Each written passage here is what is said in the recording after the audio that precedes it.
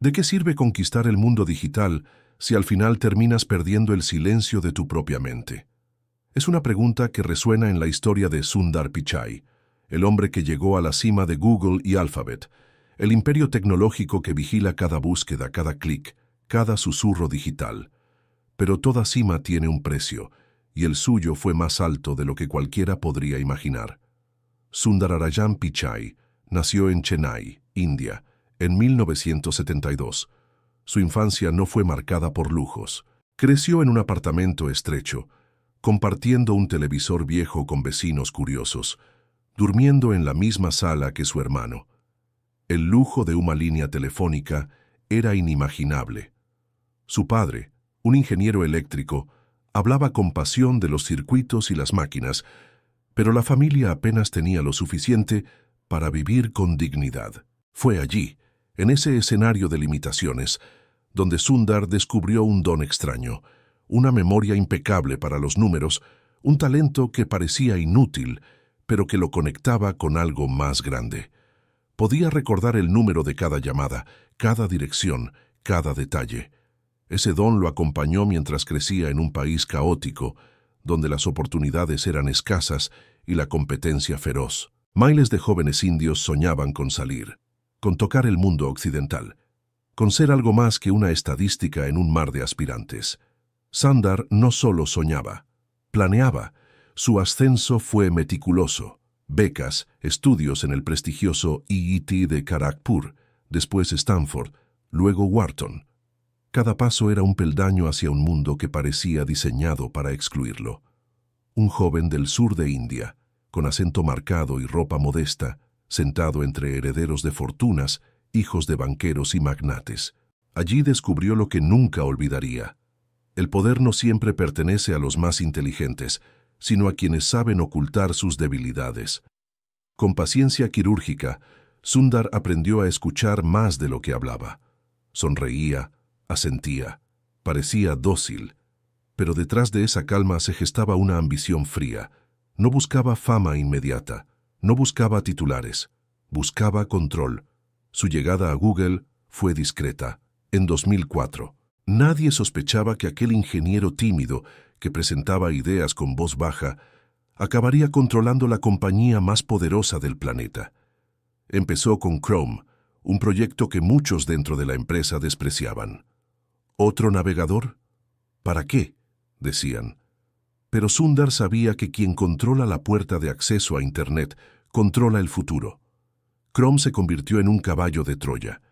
Con él, Google no solo era un buscador, era la ventana, la casa, el terreno donde el usuario caminaba todos los días. Mientras crecía, Sundar cultivaba un estilo particular: nunca levantar la voz, nunca confrontar de frente. Era la máscara perfecta. Pero bajo esa calma se escondían decisiones despiadadas, proyectos cerrados de un día para otro, ingenieros que dedicaron años a ideas condenadas con una sola frase: no encaja con la estrategia. La empatía que mostraba en público era muchas veces un cálculo preciso. Cuando se convirtió en CEO de Google en 2015 y después de Alphabet en 2019, el mundo lo veía como un ejemplo del sueño global, un joven pobre de India que ahora controlaba billones de dólares. Pero pocos sabían de sus noches en vela, las reuniones secretas con gobiernos, donde debía justificar por qué Google acumulaba tanta información de cada ciudadano, las presiones políticas, los chantajes velados, las amenazas de dividir su imperio. Sundar descubrió lo que todos los grandes líderes descubren tarde o temprano: que el éxito absoluto aísla. La soledad en las salas de consejo era más pesada que la gloria de los aplausos. Amistades de décadas se disolvían bajo sospechas de espionaje, porque en Google nadie confiaba del todo en nadie. Cada conversación podía ser grabada, cada correo filtrado. Incluso en su propia casa, el silencio de los pasillos le recordaba que el precio de ser el hombre más poderoso de Silicon Valley era perder la paz de lo íntimo. La prensa lo mostraba sonriente en conferencias, hablando de ética, innovación, inteligencia artificial. Pero detrás del telón había otro Sundar, el que firmaba acuerdos con compañías militares, el que autorizaba algoritmos que manipulaban información política, el que sabía que cada clic de un usuario común alimentaba una máquina que ya nadie podía detener. El dilema era claro. ¿Era Sundar un visionario que buscaba conectar al mundo o un ejecutor frío de un sistema que había devorado su alma? Los años siguientes fueron un campo minado. Escándalos internos sobre privacidad, acusaciones de monopolio en Estados Unidos y Europa, empleados protestando en los pasillos de Mountain View, acusando a la empresa de traicionar sus valores, y él, en el centro de todo, intentando mantener el rostro sereno, aunque su mente se fragmentaba con cada decisión. Había momentos en los que la máscara casi se rompía, como aquella vez en una audiencia del Congreso de Estados Unidos, donde un político le preguntó si Google lo estaba escuchando en ese mismo momento. La sala estalló en risas, pero Sundar no. Sus ojos revelaron un brillo de cansancio, porque él sabía que la línea entre paranoia y realidad en el mundo digital era demasiado delgada. Su éxito fue también su condena. Convertirse en CEO de Alphabet no era gobernar una empresa, era gobernar un imperio invisible que afectaba elecciones, economías, vidas enteras. Y ese imperio exigía sacrificios, su tiempo, su familia, su propia salud mental. El hombre que de niño memorizaba números en un apartamento sin teléfono, ahora memorizaba secretos que jamás podrían salir a la luz. Secretos sobre acuerdos con gobiernos, sobre algoritmos que podían destruir reputaciones en segundos, sobre experimentos de inteligencia artificial que ni siquiera sus ingenieros comprendían del todo. El mundo celebraba sus logros, pero cada logro era una herida. Y en la cima, Sundar entendió algo que nunca había sospechado. El verdadero poder no te libera, te encierra. Y ahí comienza el descenso. La caída nunca empieza con un terremoto. Comienza con grietas invisibles. En el caso de Sundar Pichai, esas grietas se abrieron en silencio, en documentos legales, en filtraciones anónimas, en titulares que crecían como sombras sobre su figura. El primer golpe vino de Europa. Multas millonarias por prácticas monopolísticas. Google había dominado la publicidad digital, el mercado móvil, los navegadores. Todo estaba en sus manos, demasiado en sus manos. Lo acusaban de aplastar competidores, de manipular al consumidor, de ser juez y verdugo en el mismo tablero. Pichai sonrió en público, habló de diálogo, de innovación, pero en privado comprendió que aquella batalla nunca terminaría. Era imposible. No había muro lo bastante alto para contener la desconfianza del mundo hacia un gigante que lo veía todo. Después vino la rebelión interna. Miles de empleados firmando cartas abiertas, denunciando que la empresa colaboraba con gobiernos en proyectos de vigilancia masiva. Ingenieros que antes lo admiraban, ahora lo señalaban como un traidor de los principios fundacionales de Google. Don't be evil. Ese lema que había inspirado generaciones ahora era un eco incómodo en pasillos repletos de pantallas, y Sundar, el rostro amable del imperio, aparecía cada vez más como un actor atrapado en un papel que ya no podía sostener. Las noches se hicieron más largas. Dormía poco. Caminaba por los pasillos de su mansión en los altos hills, rodeado de vidrio y acero, pero sintiéndose atrapado en una jaula brillante. Su esposa lo veía ausente. Sus hijos lo notaban distante.